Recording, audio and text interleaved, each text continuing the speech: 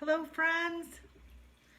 It's spooky. Miss Tiyi here for another Sunday night spooky story. It's Mother's Day. Happy Mother's Day to all of you mothers out there. I hope you have had a day where you were duly honored and loved and received many accolades. It's great to be here again tonight. I'm wearing my mother's brooch right there. I inherited that from my mother, who is somewhere nearby, but not where we can call her up on Mother's Day anymore. So I don't have any ghost stories about mothers with a mother theme, but I do have probably the mother of my spooky stories. This is a story that many of you may have heard in different venues. This is a story that I told on Jim Harold's campfire once, and I also told this story for Snap Judgment Spooked. And that was really fun, and I'm going to tell it to you tonight. This is the story of the Roadhouse Saloon. Now, this is a true story. It seems absolutely crazy. It seems made up, and when I see people's comments about this story, they're like, yeah, right, that could never. Okay, I'm going to tell you right now, this absolutely happened. It happened the way I'm going to tell you, and it blew my mind, and it still does. When I think about it, I still get shivers when I think about how close we came to whatever. Okay, so this happened about more than 20 years ago, maybe almost 25 years ago. And I was spending the summer up in northwest Wisconsin. And that year, my uncle had recently acquired a camp, and there were all kinds of like cottages. They had remodeled the boys' camp cabins into little cottages. And that summer, all of the women in my generation, well, most of the women in my generation, siblings, cousins, families, young families with children, spent 6 weeks up at the camp. And it was great. It was so wonderful. And Bunce came up a lot, and we just, it was on a lake. It was awesome. We shared meals. We shared each other's company. It was just wonderful.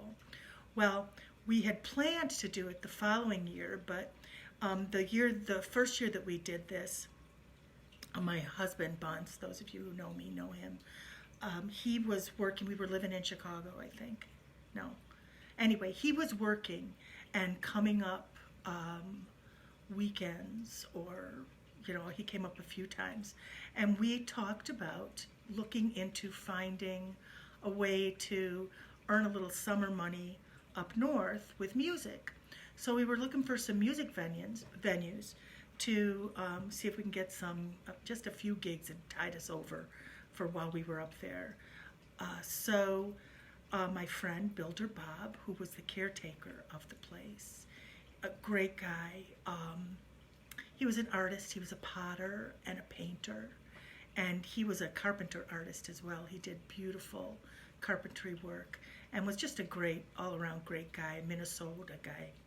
And he was real good friends with Bunce and me, and we would spend a lot of time together in the evenings and other times. We just became really good friends.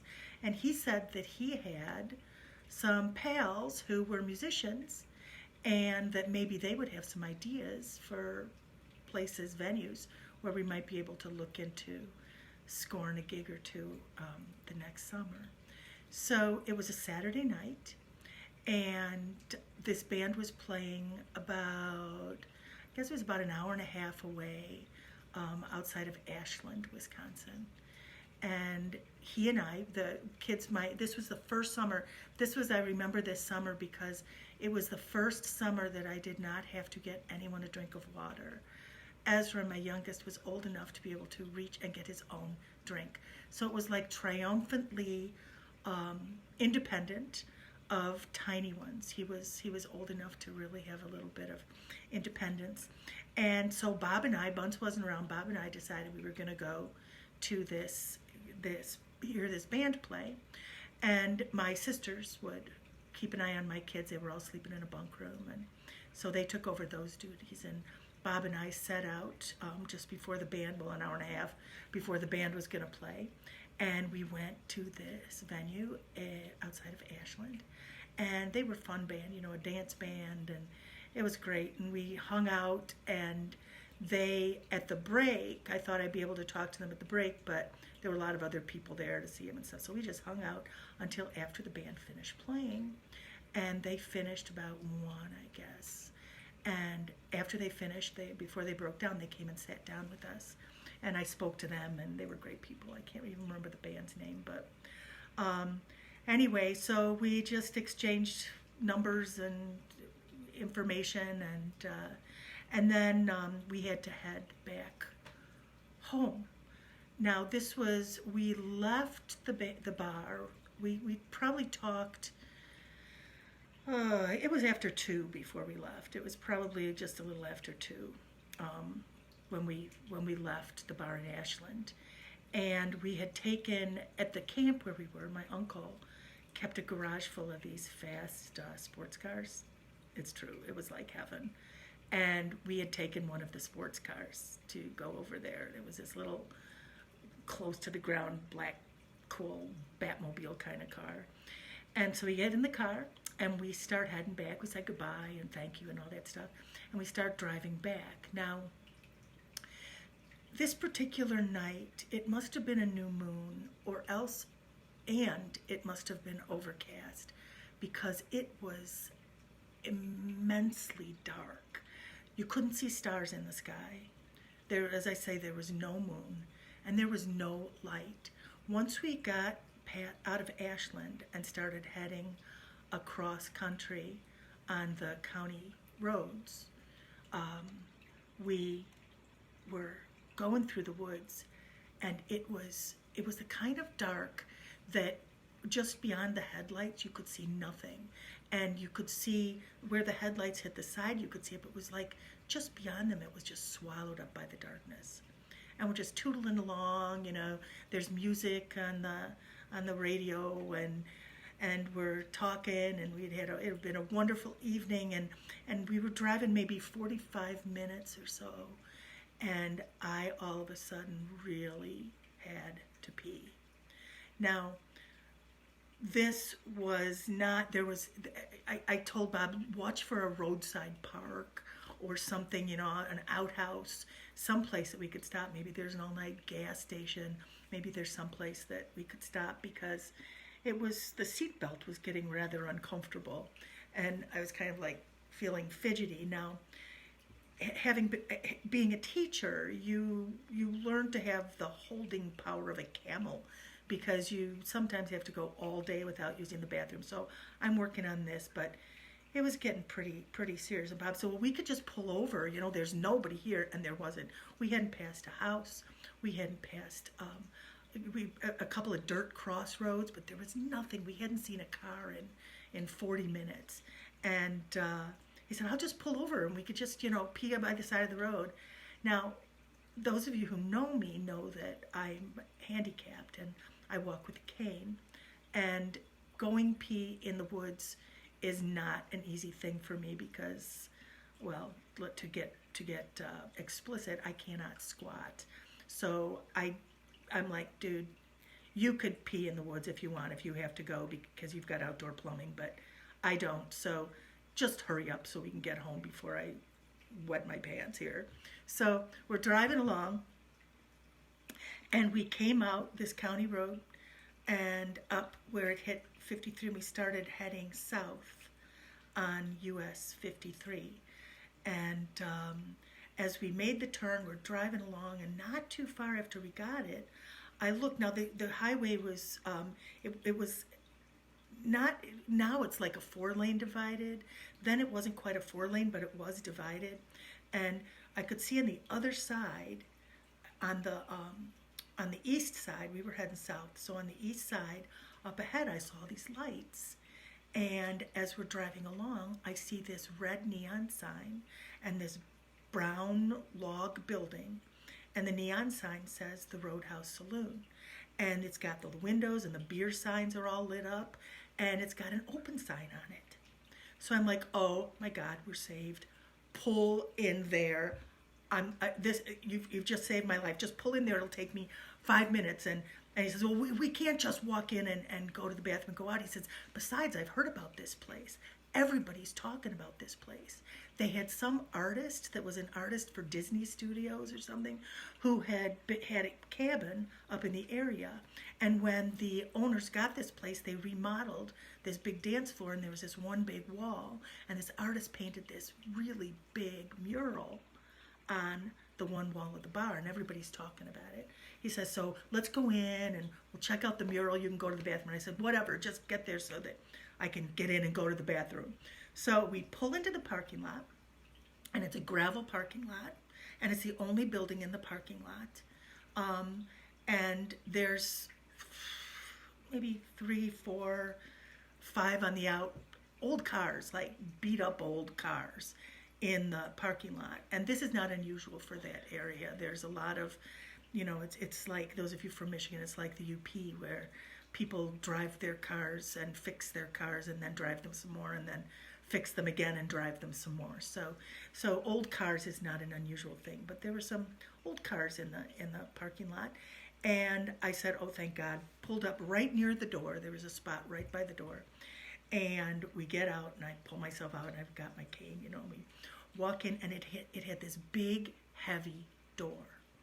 And it was, as soon as we opened the door, the light from the inside came on, and we stepped inside, and it was the weirdest thing. I mean, it's weirder now in retrospect, but at the time it was really unusual too, because everybody in the place turned and looked at us, and a couple of people stood up to watch us come in. And I'm feeling really self-conscious, and I really have to go pee. So I said to Bob, order a couple of beers so we're not just here for the mural in the bathroom, and I'm going to the bathroom, I'll be right out. So when you walked in the door, there was this big, like, horseshoe-shaped bar. It wasn't round, but it was, a 3-sided bar. And the bathroom was off this side of the bar.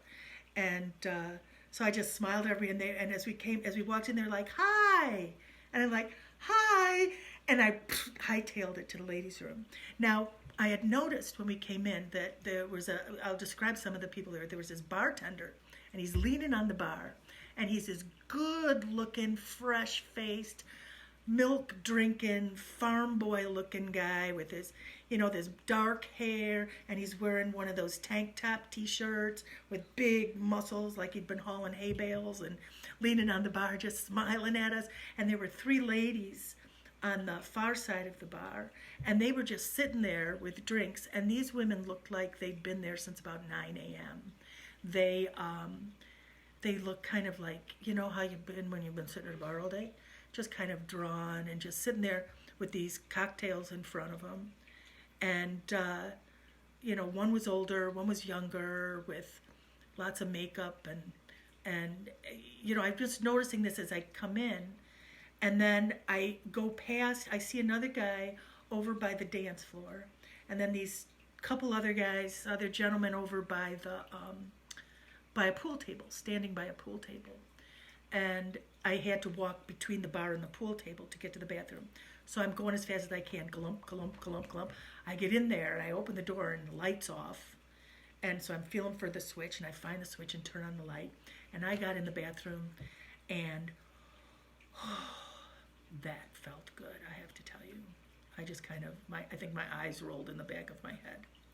And so when I finished, I went and washed my hands and took some paper towel, and there was a trash bin right by there, and the trash bin was empty.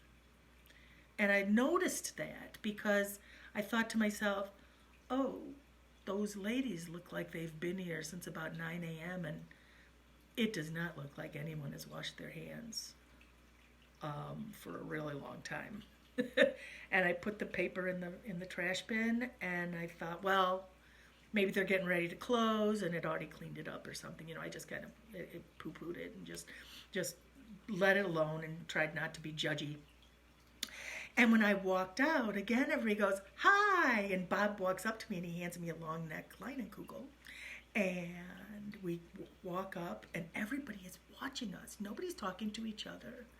And as I come out of the bathroom, this this guy that was over by the dance floor, as we start walking across the dance floor to see the mural, he comes walking up with this big grin on his face to give us a high five, and just as up to high five with this big grin on his face. And I noticed that he had these really gnarly, discolored, brownish teeth.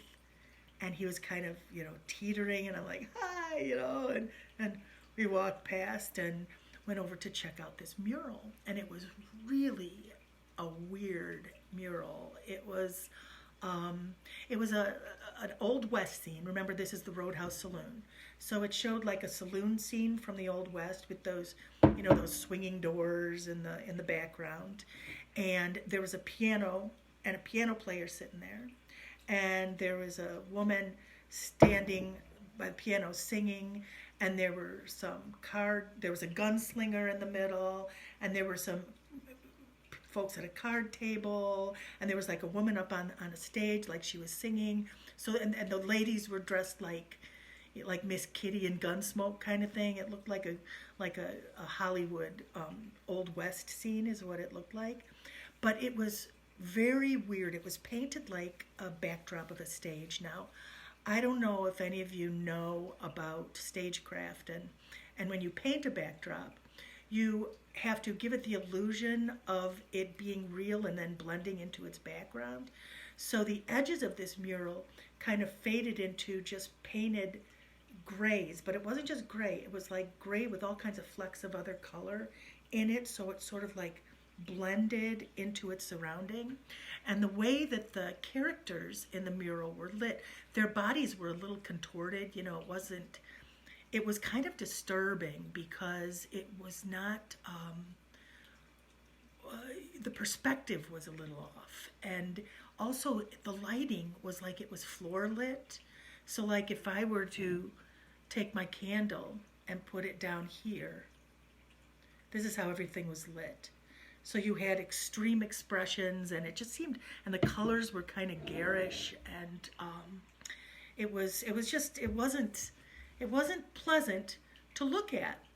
But Bob is saying, that some Disney artists, and I'm like, whoa, that's freaky, And as we're standing there, the gentleman with the brown teeth went over to the jukebox. Now, I have to tell you about the jukebox too, because this was something that really, you see some really amazing antique treasures in some of these places up in the Northwoods. But it was a Wurlitzer 45 records jukebox. And it had the bubbles that went around it. And it was lit. It was gorgeous. And I noticed it as we passed. And I'm like, whoa, records. That is so awesome. So as we're standing there, the gentleman was standing over by it, and he dropped a coin in, and it played Chubby Checkers, Let's Twist Again, like we did last summer. And Bob and I were standing now a little out, away from, there was like a platform with a railing in front of the mural that had like tables, but it was this big open dance floor. And so we're standing out sort of on the dance floor, and the brown-toothed, teetering gentleman comes up to me and says, "Hey, you want to dance?" And I'm like, ugh. And I just pointed to my cane and said, "Sorry, buddy, I can't dance." And I'm like, "Oh, I don't want to dance." But when the music came on, everybody else got up to dance. Now the three ladies, just without talking, got up from their stools and just kind of sauntered out onto the dance floor. The gentleman at the pool table, and I do not recall ever hearing the sound of a pool cue hitting a pool ball or a pool ball hitting another pool ball. It was like they were just standing around this pool table. And the music started, and they all went out on the dance floor and were sort of dancing with each other, but just sort of dancing with real flat expressions, and just old person dancing to Let's Twist Again like we did last summer. And I'm kind of looking at that, and Bob's got this big grin on his face. He was always, everything was an adventure to him. He's got this big old grin on his face, and the music stops, and we're like, whoa. When I'm thinking to myself, that was weird as shit. And then, when the music stopped, everybody just flipped back to their places without saying a word. Nobody's talking. The whole time the bartender's leaning on the bar, just grinning, watching the whole scene, just really digging it. He's having the time of his life watching all these characters. And so we turned back to the mural, and Bob nudges me, and he says, "Hey, look at that guy playing the piano." And I'm like, "Yeah, what?" He says, "No, look at the guy playing the piano." And he's saying this soft to me. And the other people are just sitting there drinking. And he says, "Who does that look like?" And I go to turn around. He says, "No, don't turn around. Just try to remember. Who does that look like?" And it looked like the guy with the brown teeth at the jukebox. And I'm like, oh, do. And then we started looking at each of the other people in the mural to see if they were there, and we were trying to be stealthy. Meanwhile, this dude at the jukebox drops another coin in. And instead of playing a different song, the very same song plays a second time. And what do you think all the people in the bar do? They get up, they shuffle onto the dance floor, and they start dancing exactly like they had before. A little mixed it up, this one facing that one facing this one, but dancing to the same song. And while they were dancing, it gave us a good excuse to look at between the mural and the people in the bar, and every single person in that bar was depicted in that painting. Every single person. The guy at the jukebox was the piano player. One of the ladies, the older lady, was sitting at the end of the bar. The lady with all the makeup was like a singer, looked like she was being a singer. Another lady is leaning over the pool players who were now playing poker. And we looked at each one, and it was the exact number of people also and at that bar. There were no extras in the mural, and there were no extras in that bar. It was the exact number. And we were like, and feeling, do, we said to each other, like, whoa, this is really weird. And now I have to tell you, those of you who know me, you know that I have a really keen sense for ghosts. I can sense ghosts instantly. I know when there is a ghost around. I just do. I know when there is a haunting happening. I get this. I feel it. It's almost like a smell. I can feel it in my senses. I get butterflies in my stomach. I get this rush, and I just get this really uncomfortable feeling.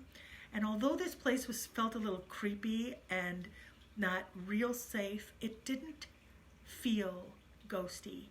I did not have any red flag go off that there was something of a ghostly presence going on. It did not register at all that way with me.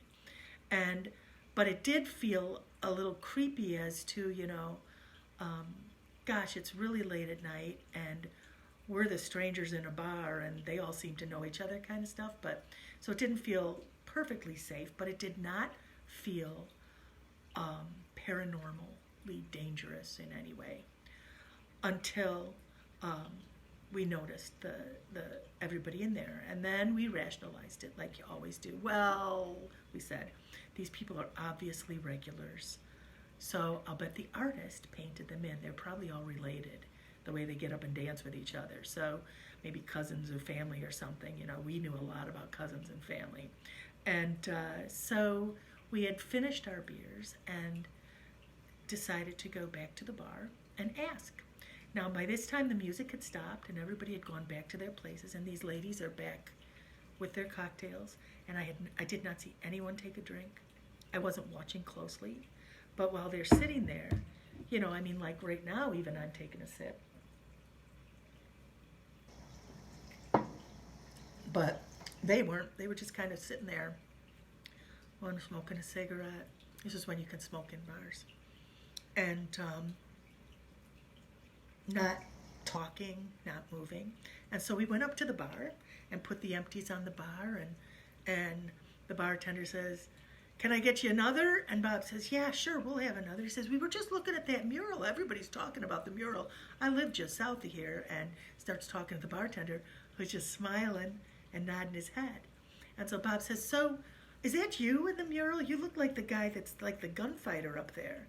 And the guy's just going, nodding his head. He puts 2 beers up on the bar and nodding his head, not saying anything. And he said, "And those other guys, those guys over there, they look like the other people up there. Are you guys all, did the artist paint you in the mural? That's so cool." And he's just like, and no answer. It was like he didn't understand what we were saying. It was like we were at a bar in Thailand or something and trying to speak English to folks. And of course in Thailand they probably understand us. But it was like he didn't know what, just no response. And so I asked the ladies across the bar. I said, "Ladies, I notice you're in that mural. Hey, it's so awesome that you got painted in that painting." And they're all just looking at me like this.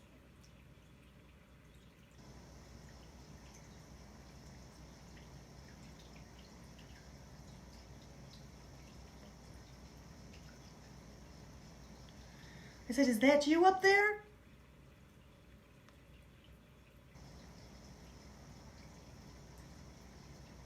And I was like, this is just too weird. And Bob says, "Well, let's go get another look before we leave, and I'll ask later. Let's just go get another look at the mural, and we'll get out of here." And as we start walking across the dance floor, for the 3rd time, the gentleman at the jukebox drops in another coin. And for the 3rd time that night, "Let's Twist Again," like we did last summer, played on that Wurlitzer jukebox. And now I started getting a little chills. And I was like, something is wrong. Something is wrong here. And as we're walking across the floor, we're about 3/4 of the way through, and the people are getting up to get on the dance floor again. And I looked at the mural, and I about had a heart attack, because in that doorway with the swinging doors, the saloon swinging doors, right outside the doorway there were like 2 figures, and those 2 figures looked like they were about to enter into the bar. And I had not noticed. We had counted, remember I said there were the exact number of people in the bar that were in the mural, and I had not noticed anyone in the background in that doorway just outside of the door. And then as we took a few more steps closer, I looked at the 2 people, and it was clearly a man and a woman, and the woman had a long skirt, and on the right side, underneath the door, you could see that the woman had a cane. I walked with a cane. And I was like, oh my God. And Bob grabs my arm and he said, "We're in the doorway. Let's get the fuck out of here." And it was, we just turned, and everybody stopped dancing, and we went through these people on the dance floor. And the bartender still there smiling, and the brown-toothed guy starts walking towards us, and I'm like going as fast as I can, and we drop the beers on the bar and opened that door and slammed the door shut. And the minute that door closed, it was pitch black. It was as dark as if you had a thick blindfold over your eyes.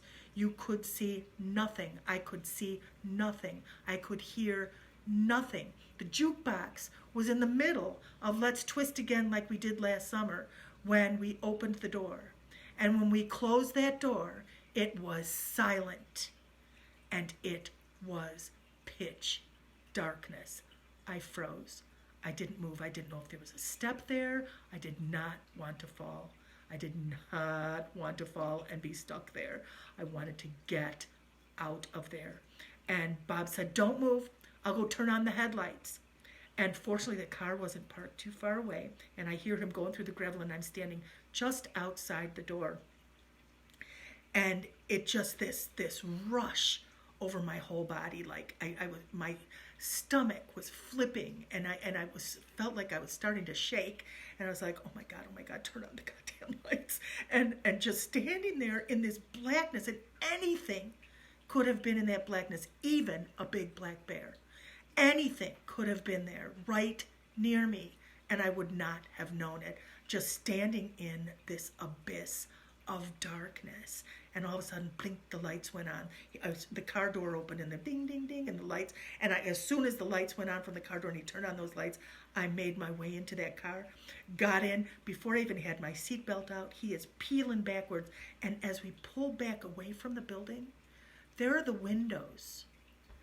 There are the windows to the Roadhouse Saloon with the Ham's beer sign and the old style beer signs turned off, and those windows were pitch darkened. There was nothing going on inside. The place was empty inside. And as he backed the car up and turned, there were no cars in that parking lot. I just kind of gripped the console in my door, and we sped out of there with, through the gravel parking lot with gravel just spewing up, and I'm like, be careful, we don't crash. And we got out on that highway and just phew, as fast as we could go. Well, not as fast as that car could go. That car could go really fast, but we drove like bats out of hell away from that place. And as soon as we hit like 10 miles behind us, Bob's just gripping the steering wheel and looking straight ahead, and I'm like, we're like totally like, what the hell just happened? And he turns to me as he's driving, and he said, did that really happen? And I'm like, yeah, I think that really happened. And he's like, what was that? And I said, I have no idea. He said, did we go in that place? I said, yes, we did. And he's like, I have to think about this. So we drove the rest of the way home. Now, this is the time that we got there was probably close to 3 o'clock in the morning. So we didn't get home. We drove pretty fast from there, and it was only about 30 minutes, which would have been 40, till we got back. And we just pulled in and, said goodnight, and I went into my cabin, and as I say, Bunce wasn't up there, and I got in my cabin. The kids were all sleeping in the bunkhouse, and I got in the bed, and I was like, oh my God. I felt like you would feel if you had just passed a truck and were in front of it, when behind it there was a 40-car pileup and all the small cars just got crushed. That's how I felt, like I had just escaped. I had no idea what. It so freaked me out. I couldn't sleep. I was like, how did I not know something was wrong? How did I not sense something was up? Was it, when I had not been drinking a lot? I think I had one beer at the bar with the band, and I had all my wits about me, but something happened that slipped right past me. So the next morning, I was telling my cousins and my sisters about this experience, and a couple of them are like, yeah, right, Tiyi's telling another story, and my sister-in-law, especially my sister-in-law Carol, she said, she's not making that up, and others were like, she's not making that up, and then Bob came through, he was working, and he was still freaked out, and they said, hey, Bob, where'd you guys go last night? And he looked at me, and I said, tell him. And he said, I have no idea where we went, but it was at the Roadhouse Saloon. And they're like, oh, God, we have to go there. We have to go and check it out. And I'm like, no effing way. I am not going back to that place ever again for the rest of my life. I'm not going near that place ever again for the rest of my life. Well, let me tell you something about my sisters and my cousins and my sisters-in-law. It was about a week later. It's true. It was about a week later, but I would not go there late. I was not going there late at night. So it's early. It stays light till like 10 o'clock up north in the summertime. So this is about 8 o'clock, 8:30. And a group of us, 4 or 5 of us, went up to the Roadhouse Saloon. And I had this nauseous feeling in the pit of my stomach, and I'm like, oh my God, okay, I'm gonna just go see if those people are there, just check it out. And I had been talking about the jukebox, especially because, I mean, I would love to have a jukebox like that. That thing was amazing. If I wanted a jukebox, but it was just amazing. So we go in, and it's the exact same bar, and there's the mural up on the wall, except on the dance floor there are tables. Now maybe they moved the tables late at night for dancing, but there were tables and people were sitting and eating bar food and drinking. And I looked around, and there was this young woman tending bar. And I looked on the other side. I looked all around the bar. There were probably, 10 people in the bar. Maybe more, maybe a dozen or more. And I looked for any of the people that we had seen the previous Saturday night. And none were there. I did not see a single one. So my theory about them being regulars was kind of shot to hell. And then I noticed the jukebox, and I wanted to show off this jukebox, and I look, and it's this one that was like state of the art 25 years ago. It had CDs that dropped, and it was not a Wurlitzer. It did not have 45s. And I thought, well, maybe I was mistaken about the jukebox. I know I wasn't mistaken about the jukebox, but I'm trying to rationalize, which we kind of do to ourselves. And I went over and I looked at the selections, and nowhere on the selections was Chubby Checkers. Let's Twist Again like we did last summer. So I went we got a table, and I said, I'll go ask, I'll go get beers. I didn't see there were no servers. You'd go to the bar and get your stuff. And so I went to the young woman, and I just ordered cocktails for us or beers for us. And I said, so where's that other bartender that was here last week? And she said, what other bartender? I said, that young guy, he's got this, real big, beautiful smile, dark hair, super muscle-bound guy.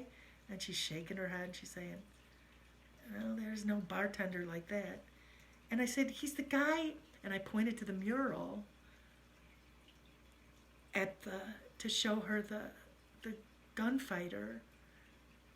And I looked in the doorway of that mural, and there were no figures in that doorway. They were completely gone. And I was like,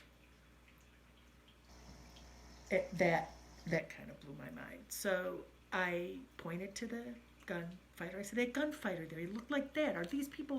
Who are these characters that are painted in the mural? It was like they were here last Saturday night. And she's like, no, those aren't people that live here. You just came and painted these characters. And I said, well, what about that other bartender? And she said, lady, my dad owns this place, and he and I are the only ones who tend bar here.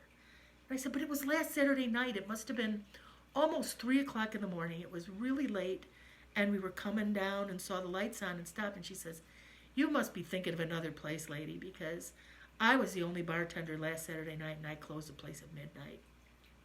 And I was like, oh, okay then. And I kind of carried a bunch of beers with my sister-in-law Carol. We carried the drinks together. She had her Coca-Cola.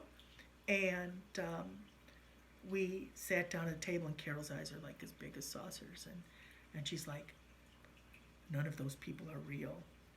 And we're all looking at the mural, and I'm like, okay, we are having one drink, and we are leaving, and I'm not coming back to this place. So we didn't just have one drink because, well, my sisters. We stayed for quite a while. And the whole time we were there, lots of conversation, lots of country music played on the new jukebox. Lots of folks. I used the bathroom. Lots of paper towel in the bin. No sign of any of the people that were present in that bar that night, except in the mural. And they were still in that mural. Now, that sounds like something made up. I know it does. I absolutely know it does. I know it sounds just so bizarre. But there are people who just disappear all over America, all over the world, every day, and no one hears of them again. They're just gone. And nobody knew that Bob and I were going to be stopping at the Roadhouse Saloon. And if I had not told that story, if we hadn't gotten home to tell the story about what had happened, and all of us gone to check out the mural in the Roadhouse Saloon, no one in my family would ever have gone to the Roadhouse Saloon to see that mural. It wasn't like a destination place, and it was far enough away from where we were staying that nobody went there. There were other places we would go. And if we had not gotten out of there, if we hadn't noticed, if we hadn't paid attention and noticed, I don't know if we would still be there. And there would be two more people in that mural, in that doorway. Now, we rationalize things away all the time. We see things and we make an excuse for them. We say, oh, they're probably regulars. And they were painted because they were regulars. And once again, I got sick when I was a kid, and I've been pretty much crippled. I know that's not PC, but I've been physically challenged my whole life. And I've been in and out of wheelchairs, and I've walked with canes most of my life, or a cane, or some kind of helpful device. And I have to tell you that the thing that convinced me and that made it impossible to rationalize what we were seeing happen in that mural, it was like the color was starting to fill in.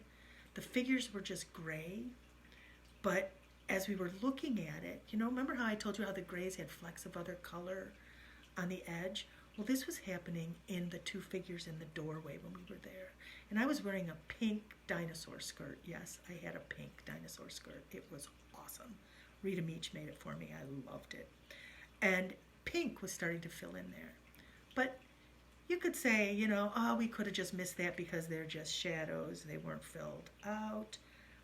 But when I saw that cane, I knew that was me. And I knew that was Bob next to me. And it's because of that cane and that infirmity that I've suffered my whole life that I think we got out alive. Folks have asked me very often, I need to take a drink because that is probably of all of the things that have happened to me, and I've had really scary things happen to me. Really scary things happen to me as a kid and as an adult. And that incident still scares the poop out of me. I feel like it was within seconds of being gone forever and being there forever. Ugh. And I don't know, do you think that what that is. People have often asked me, what do you think happened? Was it a time slip? I don't think it was a time slip because it wasn't a different time. But you know what I think it was? I may be wrong. But I think it was like a dimensional slip. I know I've talked about this in other stories, that we live in a world with parallel worlds just existing all around us. Like how often do you pay attention to the insects around us? You know, I mean, only when they're buzzing and driving you crazy. As you drive down a country road, down a forest road, there's creatures, there's whole worlds of life just beyond the edge of the forest that we just drive past and don't notice. And they have their own lives. They have their own experiences. They have children. They have, you know, they have. There's so much that we as people just drive past or walk past and ignore around us. And I believe, and I have experienced some of the things that are around us that maybe aren't carbon-based life forms, that maybe aren't even dead people, that aren't formerly human people, that maybe there are whole worlds and existences that are right near us. And I think that night, that summer night, on that pitch black night, somehow Builder Bob and I slipped into a different dimension. Just opened a door into a different dimension, into a parallel existence with folks just existing there. And we became a part of it for an hour or so. And pretty much by the skin of our teeth. And by me having a cane. Thank you very much. I am often grateful for this thing that seems like a bane, but has been a blessing in so many ways. I'm here to tell this story. And I've been able to live my life and continue to experience things beyond that late or early morning Saturday night at the Roadhouse Saloon. Yeah, it's a true story. You can even ask me. Go ahead, ask me if it's true.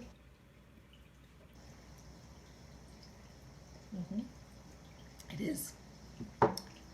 Well, happy Mother's Day to all of you who are mothers, who are mothers in heart, and physically, in body, and spirit. The essence of motherhood is not just nurturing, although that's a big part of it. I believe the essence of motherhood is modeling for the younger ones, is showing the younger ones that they can be and do and make change and make this world a better place. So all those of you who do that, whatever your gender, whatever your status with in terms of offspring, mother the planet, mother each other. I'll see you next Sunday. Peace out.